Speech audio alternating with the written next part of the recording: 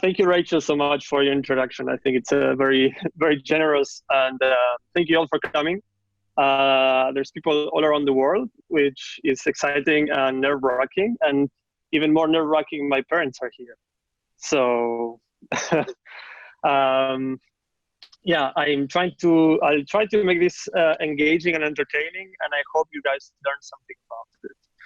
So the first poll is just like a general thing I'm curious about. Like now that I'm doing mostly business development, or I'm more interested in the business side of things, I want to see how real the business and the creative community has been affected by the pandemic, and it's kind of intertwined with the topic of, some people have found new opportunities. Some people obviously have been negatively affected by it, and some people life is just the same. They just spend more time home. So, all right. So these are the results. So 6 people positive, 8 people negatively, and 11 people neutral. So I think actually, as we are in this process of the pandemic kind of like advancing, we can start to understand with more data a little bit more like what situation we are in. And I think that's actually quite, let's say, appeasing in a way. It kind of gives some sort of understanding, and gives us a place to be. So back to the talk. So nature, human nature.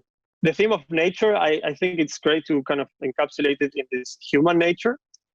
And who am I? I'm going to talk a little bit of who am I while I play the role of the company I'm working on.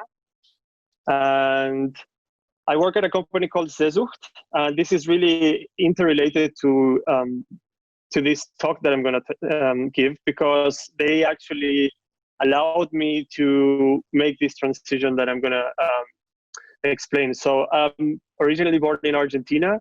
I studied graphic design. I'm a graphic designer. I used to be a teacher as well at the Universidad de Buenos Aires. And for the last 10 years, I have been working at the motion graphics and animation industry. And for the last, let's say, 5 years, I have been working as an art director, 3D artist, and also as a creative director. And it so happens that almost a year and a half ago, I decided to make a switch in my career and go from a creative kind of position, a creative director position, into what is, I call it right now, a business designer. Actually, it's something that Rachel came up with in our conversations, because officially I'm kind of like doing business development, but it also includes what would be a little bit of marketing, a little bit of sales, a little bit of brand development, and brand direction as well for the company. And the name of this talk is called Cage the Artist, and how I transitioned from creative to business. And I need to kind of like frame this in a way that is a little bit exaggerated. So like there's this human nature, and usually in the creative industry, you have these 2 polar opposites. The first one is like there's a creative kind of nature, and on the other hand, there's this business type of mindset. And those 2 things are like on opposite ends of the spectrum, right? So the creative just wants to do creative work. They just want to focus on logo design, on choosing the right color palette, and trying to sell like some really nice, nice looking designs to their clients. And obviously, on the other hand, it's like the antithesis somehow of the business persona, more calculating, a little bit more kind of like only thinking about money, and putting deadlines and stuff like that. And I think kind of what I want to explore first is a sort of exaggeration of this creative nature. So the artist needs chaos to find meaning. It is impulsive, believes that, from these manifestations of chaos, this like genius is pouring out. It's driven by ego, believes that money is the root of all evil. It's better to be a starving artist rather than to sell your soul to the man. And to work for money is to compromise your point of view. And also to create is a beautiful thing. Actually, I personally don't agree with that. I really suffer during the creative process. Maybe it's like too much pressure that I used to put on myself, but like the whole process of creation, it's something I really don't like enjoy at all. You're always comparing yourself to people that are better than you. You're always like thinking, oh, but if I knew this piece of software, or if I had these resources, and suddenly you have to present. I think I hate that. I actually I I enjoy much more the end result, but the whole process, I don't think it's a beautiful thing. It's like a lot of facing yourself to all your insecurities and everything that you think that you're missing.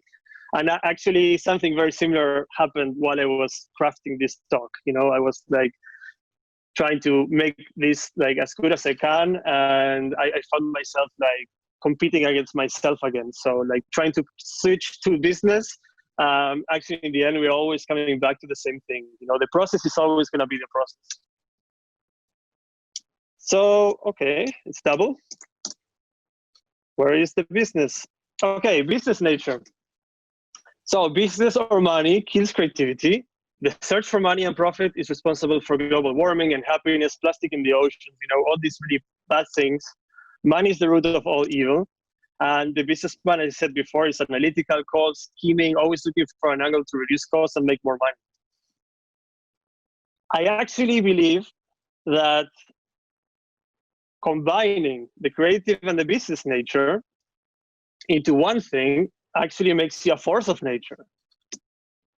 I do believe that this kind of cross-pollination and this sort of like interaction of these two disciplines is something that's gonna bring much more value to the world. It's two different types of thinking, but combined, they're just like something that's really powerful. And that's kind of like what kept me motivating in this transition.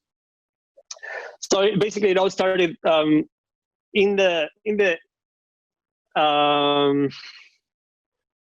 same time frame as my wife got pregnant. So you start questioning things. You start kind of like figuring out, okay, so what are my next steps? How am I going to provide for a family?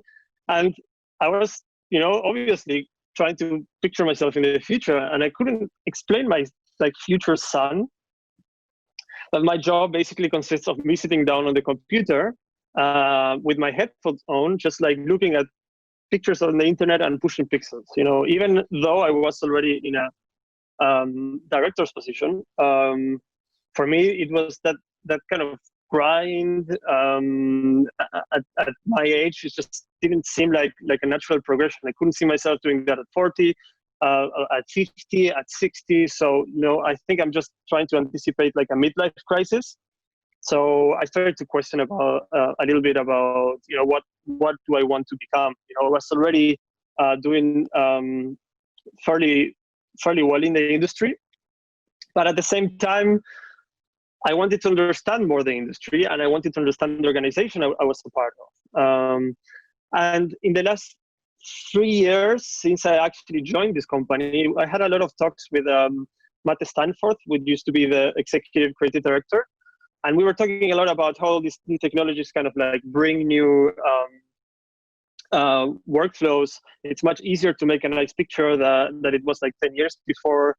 Technology is now, like you have all these creators, YouTubers, 3D artists on Instagram. They're just doing amazing stuff that 5 years ago, you needed like a whole infrastructure to pull off. So like resources and production is getting democratized every day more and more. And I wanted to be part of the change on a more comprehensive level. This was also at the same time where like there were no jobs coming in the studio for around 4 months. There were a lot of requests, but nothing was kind of like really consolidating. So we started to have some internal workshops about our company and about what's our process, why is there no business coming in, is there something that we're doing wrong or that we can improve. So we started doing a lot of research, and we found a lot of really interesting resources on how you can set certain systems or structures within a company that from a business perspective should be able to provide you with some sort of certainty, or at least some sort of idea on when the next job will come. So this so this actually got me super excited, and I started to see that it was not only the creative, there was something else that was missing. So I started to read a lot, find a lot of kind of literature about this, and I also realized that there's something that you can do within yourself to revert this situation, So at the same time, I made this shift into business. I'm going to go more into detail, but I decided to pursue a master in business. I signed up to an online school called Quantic, and they actually figured out a really great system to deliver a one-year MBA course, which is official right now. At least to get all the fundamentals from business that I was lacking. So there's obviously resources that deal with sales, marketing, and there's a lot of resources that deal with creative entrepreneurship. But I thought that if I actually wanted to make this transition worthwhile, I needed to get back to study mode. So I found this interactive program, which actually is perfectly tailored for my needs. Having a family, being at mid-career level, with not really much time to actually sit down and study, while I also have to provide. So the whole framework actually fit to me perfectly, and it gave me the tools, and it gave me, or still, I mean, I'm finishing in about a month, but it gave me kind of the frameworks and the ways of thinking and the resources that I needed to understand business on a different level. And also having a creative background allowed me to kind of pull some of the information I had from creative into this business thing. And my journey right now is try to explore this relationship and see what I can find and what I can share with you, with people in general. At least that's my goal. This is how these forces actually interact with me. I have the business side of things that, I get all this information, and also have the creative side of things. And the name of the talk is basically Cage the Artist, because in order to switch from a creative, chaotic, ego-driven sort of nature, I had to kind of start putting frameworks. And in these frameworks, open my mind and make space for different type of knowledge. I do believe that the intersection between design and business is the most powerful mix of skills in the upcoming years, and that is why there's agencies such as RGA, or even consulting companies like the big four that they are called, McKinsey, Deloitte, Accenture, Bain and company. They're all setting up digital and design departments. So if these companies that their business is actually to advise bigger companies are setting up these internal departments, that there is something going on. And they're even buying ad companies and field production companies and make them part of that they're offering to their clients.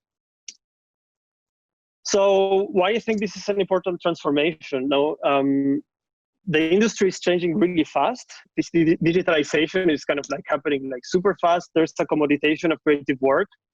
There is a shift in how creativity is produced and valued. And this pandemic that we're all kind of in the middle of has accelerated that shift. A lot of businesses are going to thrive. A lot of businesses are going to fail. And a lot of failing businesses are going to fail faster. And those who actually adapt and figure out new ways to engage in business are the ones that for the next 5 to 10 years are going to stand out in the industry in general. Zoom is a great example. And also, I don't believe that creatives can only rely on creativity to survive. There's much more to it, and I think nowadays, also this fragmentation of work, this individualization of work is actually forcing creatives to adopt a business mindset faster.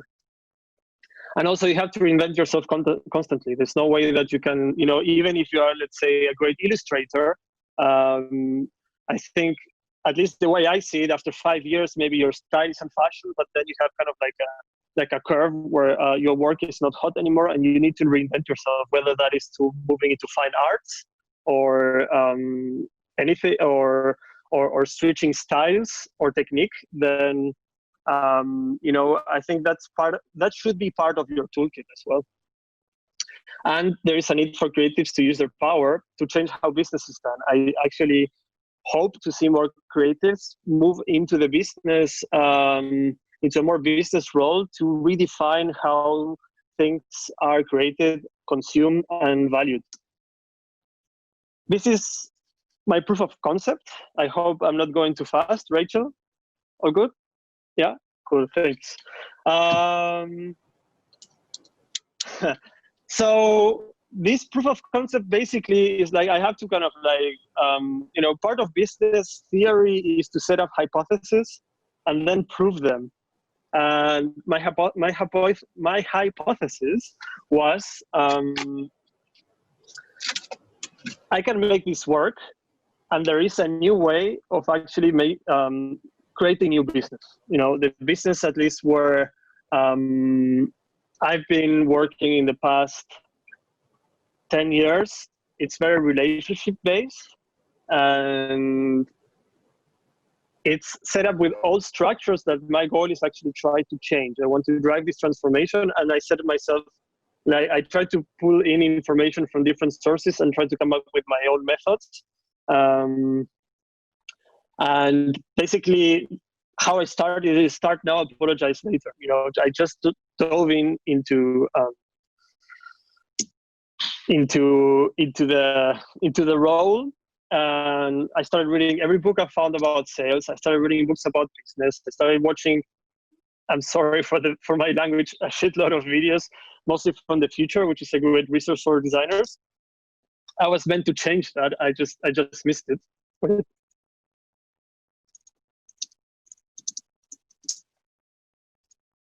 We make it PG-13.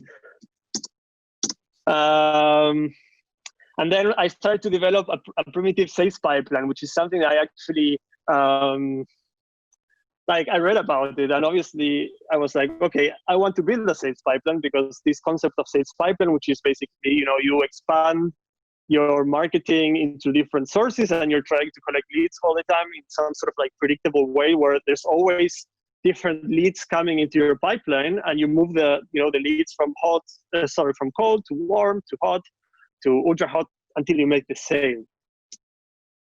And at the same time, my creative nature obviously sprung in, and I started to create like presentations, reels, and everything, but now using this kind of like power and combine it with a focus on sales and not just showcasing portfolios. So my mindset was now, okay, I need to show what was the impact of this work that we did, how many views we had on YouTube, and all those type of business tools for, let's say, marketing people, brand directors that actually would find interesting in order to convince them to do business with us. Also, I developed like very primitive Google spreadsheets where I was tracking like every week how much people I was contacting, what was the reply ratio, how many people was give me their emails. And slowly but surely, I started getting emails from people from Nike. I was getting discovery calls with companies in Singapore, and I was like, okay, this is actually working. My theory is actually starting to pay off. And then obviously I started the MBA, which kind of started to give me this more theoretical frameworks. And I also made rookie mistakes, which this I actually changed. It was a different title. But basically what I did was I contacted people that the organization was already in touch with, just because I was kind of like brute forcing my way around what I call performance acquisition. And basically I spammed some people to death, and probably I burned a lot of bridges. But honestly, I think the attention span and the memory on the internet always might give you a second chance. Systems work. And why is that? Because in my pursuit of contacting people over and over and over, I started sharing our work. And I remember I woke up at 1 a.m, and by that time I was like super addicted to LinkedIn. I was just checking it like constantly because it's kind of, you get that dopamine, like tiny dopamine feedback all the time, and you want to see how you're making progress. So I got a reply from an agency in LA saying, your work is awesome. We could use your firepower. Let's talk and whatnot. And I was obviously like very junior in the role. This agency from LA is calling and everything. So we had like what it's called like a discovery call, which is kind of like a first date. So you get to know each other.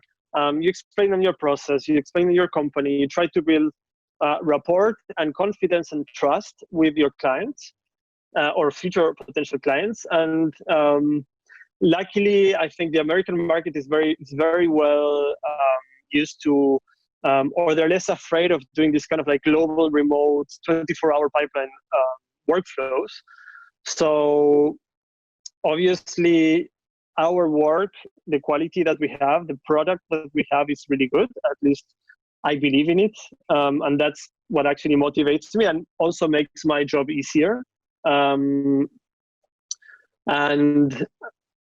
we had that call, and then after some time, there was some sort of like radio silence, but a couple of weeks later, they called us with a pitch request, and they said, yeah, we have this pitch request. It's one of our biggest clients. It's the Boston Celtics, and we would like you guys to give us some of your input, and we'd like you to pitch for it. So our team was like extremely busy. Obviously, it was the first time I was into bringing a proper request, and so my creative skills actually came into place really handy, because I started doing like the initial research. I prepared some mood boards. I prepared some very rough ideas that then I gave to Hans, which is featured in this picture, and the art department. And they refined this into an amazing presentation, which actually won the project. And system works. We got the account, and this is Hans shooting with the Celtics in Boston. By the way, Hans was speaker also in Creative Mornings, and these are just stills of the incredible job, blending this kind of like creativity with real life. And that's why systems work. Sometimes you have to cage the artist in order to get into a business mindset, but then you have to let it go. You have to unleash your creativity in order to help the company to achieve these results. So these are just tips. You can always check this on our website, which I will include links at the end of the talk. And this is just an intermission because I drank a lot of coffee and I'm talking really, really, really fast probably. So I'll give you guys some time to process. So up to here, it's kind of like, my story, my journey, and how I got to this place, and how this transition helped me to cage. I mean, I had to cage the artist because I had to, shift my reality into a different type of mindset, and then I had to combine those two, and the result is like amazing work. I mean, it's not. I mean, there's a whole team behind it, but for me, it was a proof that my hypothesis worked, and and obviously, these kind of like feedback loops reinforce you to keep going. And now I'm gonna be a little bit more theoretical. So I want to know, like, from the audience, if you are entrepreneur, freelancer, employee, owner, or other. I wish to know who those other people are. Employee. I mean, most of the audience, 41% is employee. I do think this also applies to employees as well, because you always can learn more, and you can bring that knowledge into your work and create value for your organization. Freelancers obviously can benefit because they need to have a little bit more consciousness on business. Entrepreneurs, obviously, they need to read everything. They need to understand everything about business in order to make that work. Owners as well. Other people, I don't know what other is. You can write it on the chat if you want. Okay, so creativity is essential in business because it's a differentiator. I found a quote that actually fit my talk, so it's from random guy on the internet, but I actually believe this to be true, and I actually believe that you can bring a different type of value to a business. So where does creativity and business intersect? And as you can see, I did the presentation as a graphic designer, but all these things are like typical from like marketing or business kind of presentation PowerPoints. So I think business thinking should be a fundamental tool in the Creatives Toolkit. I said that before.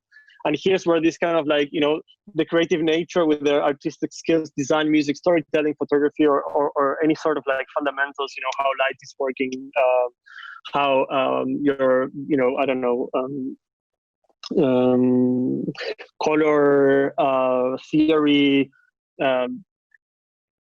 fundamentals, or human proportions for somebody that can draw is kind of unique for this creative sphere. And on the other sphere, you have this kind of like sales, accounting, marketing, finance, management, cash flow, all these things that, sometimes creatives, they don't even want to know the meaning, or they just like very close in that sphere. But there is some overlap, and it's like, designers, creatives are heavy researchers. Obviously, the research for creatives is different from business, but there starts to be some sort of common language. There's strategy thinking, there's planning, there's decision making frameworks that apply for both sides, and also there's like the expertise, high level thinking, and also the cultural aspect. Creatives are cultural creators, but businessmen need some sort of like understanding of culture for how that affects a company, for example, or even the product that they're building. And let's say a businessman with an understanding on brand and culture can actually help them to make better decisions in terms of brand. 1 + 1 = 3. There's no dumber example than this one. I couldn't think of anything smarter, but let's say less is more. I do believe the ultimate goal of business and creativity is to generate and increase value. This value can be tangible, can be like monetary value. It can be intangible, such as, as I said before, brand awareness, or cultural impact, or stakeholder as well impact. And to cage the artist, you basically need to develop systems. That's kind of like what I said before. You just need to kind of like start thinking in a different way. And this is what I call the desperation archetype. This is kind of like how mostly creatives, at least from my point of view, were approaching business, which was because I've also freelanced for a long time. So it was like everything about the job, and everything about the job it's also overpowered by everything about the client. You have to be your own accountman, and also you have taxes that, all these things kind of grow and they start to crash on, your health, your work life, your cash flow. You start to pay less attention to your social media, to the solution to the problem, to the strategy, to your personal brand, to your own marketing, because all these things are actually as important as the job, the client, and obviously paying your taxes. And you get so encapsulated in this sort of like, the job, because you obviously, as a creative, you want to do the job as nice as possible because you believe that that is going to open your next door. So your next job, you have no idea where it's coming from. This applies also for small companies. It applies also for medium-sized companies. And in this kind of like, this is things I'm starting to think. Obviously, like, I'm not trying to reinvent anything, but like the solution is basically to develop these systems where you have like your personal brand, you have your strategy. And I actually was supposed to arrange typography here, so I apologize to all the graphic designers from the chat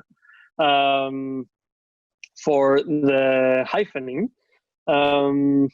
But basically, you have to kind of like keep all these things on a similar level and structure it so that your personal brand and your strategy kind of like intersects with your marketing and your PR and your social media. And then you kind of like try to move to the job and the client, and they're like focused on the solution. So if basically you kind of like create this loop, you're basically building a sales pipeline, and you can somehow start to predict, or you should aim for developing a better cash flow, because you know that at a certain point you need to focus on your personal brand, your marketing, and your strategy, and that should lead you to your next job. So your focus should not be 100% on the job and stop taking care of all the other aspects. You should try to start, understanding all these spheres, be very conscious about them, and try to, develop these systems. And then if you want to grow, you can try to, make this progression into whatever your vision is. At the same time, you have this sort of like corporate organization. What like today, there's like all these different departments. They are not talking to each other. Everybody's focusing on their own thing. They're coming with different solutions. The CEOs are just focused on the client. The marketing department on making more sales, the design team on making things beautiful, and they don't communicate. It's like everything, like a lot of chaos. Obviously, again, an exaggeration based on my 1.5 years of business knowledge, but these are the things that I start to see. And for me, business in a perfect world is where basically everything is kind of like centered on the client, and you have the design team speaking the same language as the marketing team, at least understanding each other and being able to share a common vision in order to create value for clients. So obviously there's the human nature that will never make this possible. That's why organizations tend to go into this sort of like entropy constellation. But as I said, if a designer starts to adopt more business language, they could talk with marketing departments in a different level, and then if the marketing department could understand a little bit more about design choices, that would mean that, once you find that common language, you will make faster decisions and you will save time and resources for your company, and you will be able to create more value.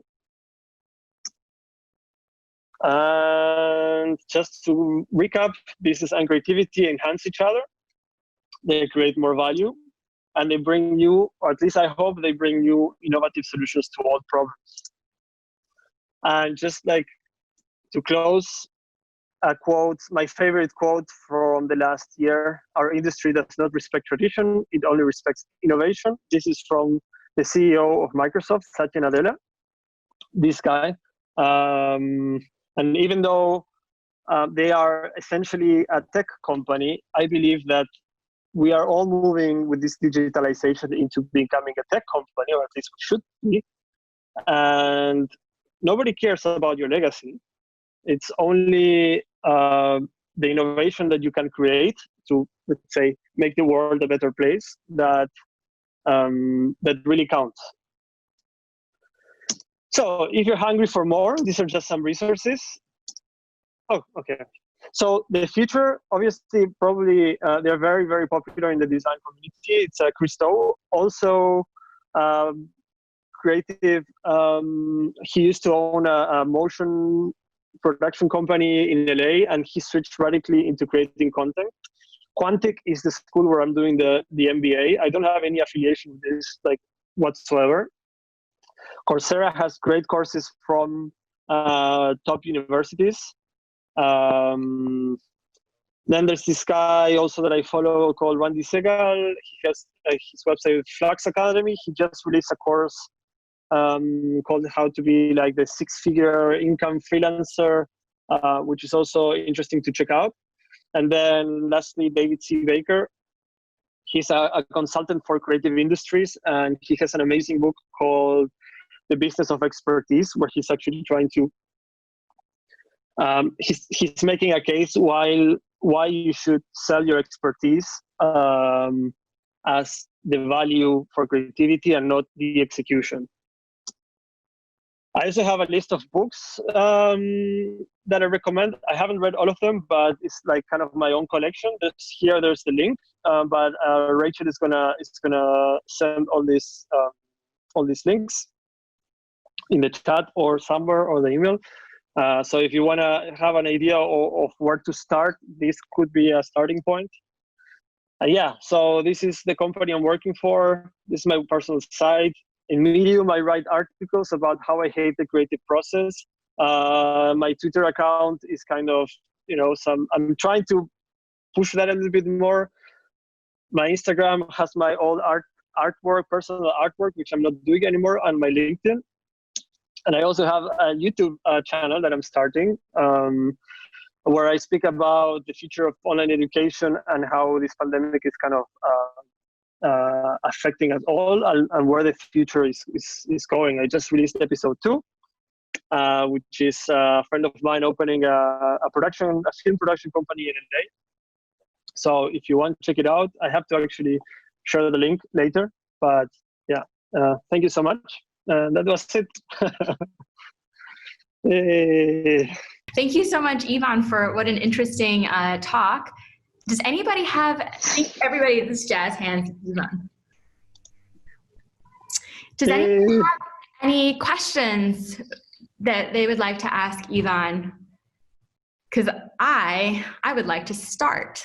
Are you taking a picture? We're ready for you. Ivan. Oh, yes, I make a video. We're still doing. Wow. Yeah, I'm switching. Cool. Thank you so much. My wrist. Thank you all for joining. Okay. Thank you for listening to me ramble. So if nobody, I have some questions for you, if that's okay with everybody, if you'd like to stick around. And if you have any questions, please feel free to ask them in the chat, and either I can say them or ask them to Ivan, or a little bit later we can open up all of the calls. I have a question about the ability for designers to emotionally connect. One of the wonderful things about being a graphic designer is the fact that we bring so much emotion to what we do. And this is unmonetary value.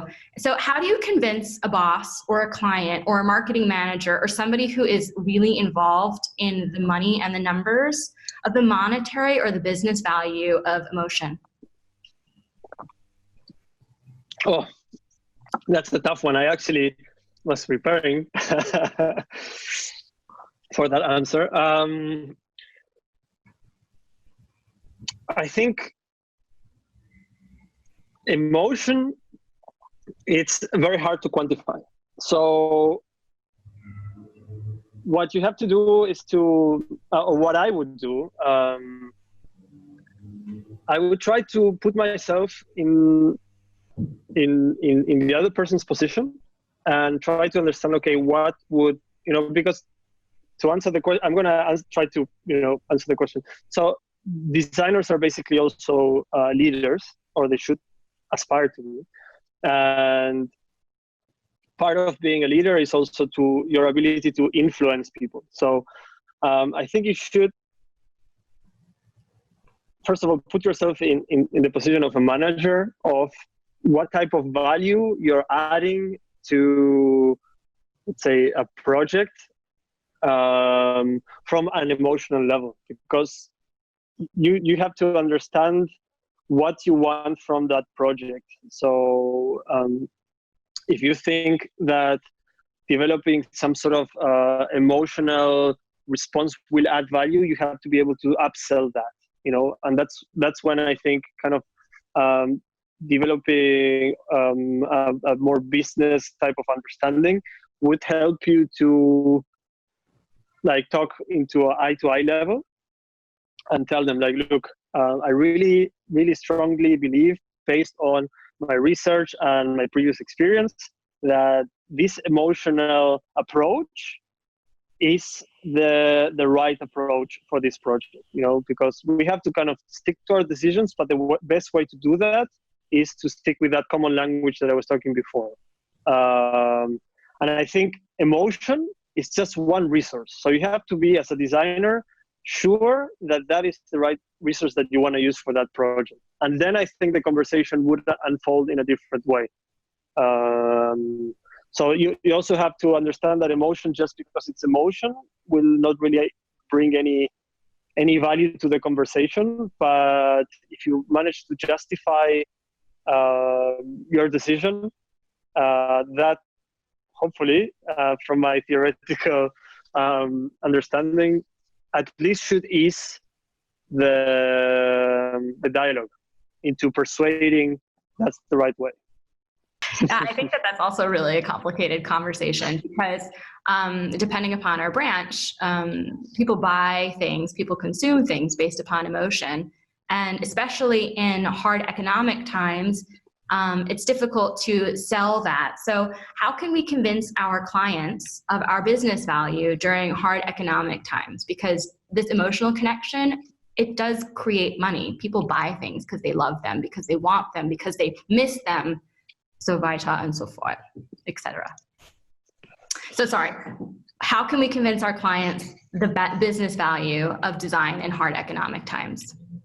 So there are two things. I think I would like to connect this answer to what you said before, which is like the emotional value actually, helps to sell. I don't think that's always the case. I think,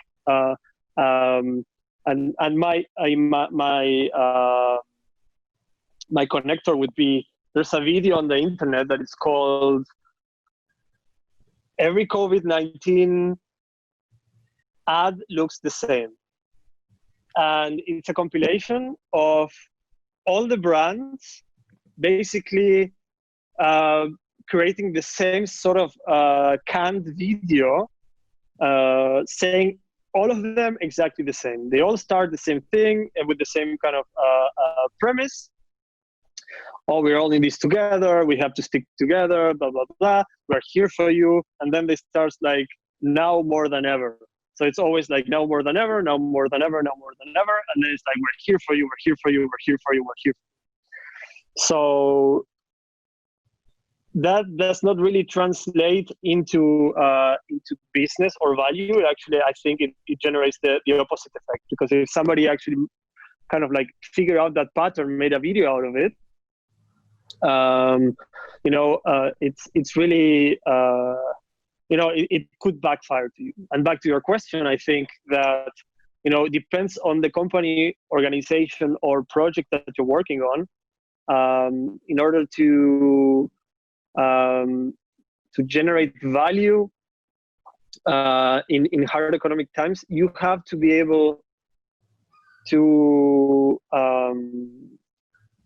understand, as I said before, your research, to understand your position and how you can bring value. Because obviously, let's say people would tend to think that, design or creativity should be cut off from budgets, because, it's kind of like an aesthetic thing.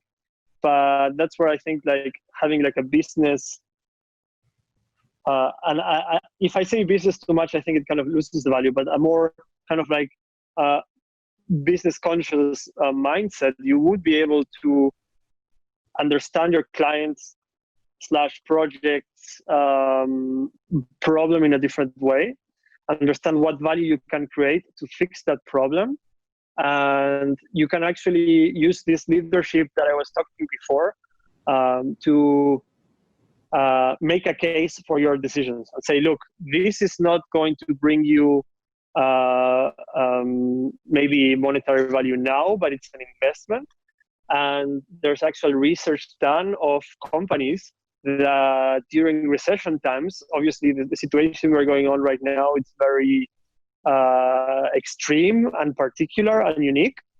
But most companies that do manage to invest in creativity during hard times, they manage to stay on top of people's mind, and they actually perform better. And this is also connected to what I said before. Companies like assume that they manage to develop fast enough to fix that need. They will thrive. So I think it's your responsibility as a creative to showcase and explain the value that you bring to the table. And that's, by enhancing your research skills and your decision-making skills and your way of thinking. So not only focusing on, I want to put red because red is, I like red, but, you bring a strategy that actually justifies that decision. And if you're lucky, you will be able to convince your client, stakeholder, shareholder, or whatever. And if not, you should kind of think, okay, which people I want to work with, and look for other opportunities to to sell your thinking, because you should not try to convince somebody that doesn't want to be convinced. But the better you are at persuading, the better you'll do. Okay. I'm noticing that it's really late, so I think we're going to have to wrap up our event now. If you want to stick around and hang out for more conversation with Ivan, feel free to do so. But before you leave, we have to go with a bang. So for those of you who want to stay, feel free to stay. For those of you who want to leave, we're going to have a little bit of a dance off to send everybody into their happy hour. I already finished my radler, so I'm going to need to go find another place to finish drinking. So thank you all for joining our second Creative Mornings virtual Thursday evening Hamburg event. Thank you for all of the other hosts of other chapters for joining. Thanks for everybody who's far away from joining. Thank you for people from your cars who are joining. It was great to see you, and we can't wait to see you next time. Hey, thank you for coming.